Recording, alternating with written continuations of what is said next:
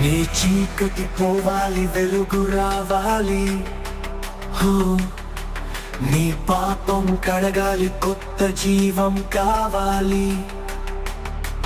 ప్రభు దారి చూపిస్తాడు, ఆశను ఇస్తాడు, నీ హృదయం మారుస్తాడు, నీకు ప్రేమను ఇస్తాడు. ఈ రిపెంట్ కాన్ఫరెన్స్ దేని కొరకు? ఒక నూతన ప్రారంభం కొరకు.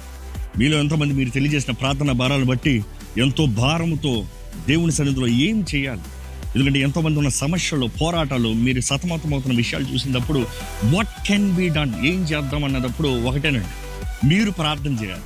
మీరు ప్రార్థన చేసే అవకాశం కలిగజేయాలన్న ఆశతో మన పాపాలు, మన లోపములు, మన అజ్ఞానాన్ని, మన పొరపాట్లు దేవుని సన్నిధిలో ఒప్పుకుని ప్రార్థన చేస్తే, దేవుని ప్రజలమైన మనము, ఆయన పేరు పెట్టబడిన మనము తగ్గించుకుని ప్రార్థన చేస్తే దేవుడు నిశ్చయంగా కార్యం జరిగిస్తాడు, ఒక నూతన ప్రారంభిస్తాడన్న ఆశతో ఈ రిపెంట్ కాన్ఫరెన్స్ ఆర్గనైజ్ చేయబడింది.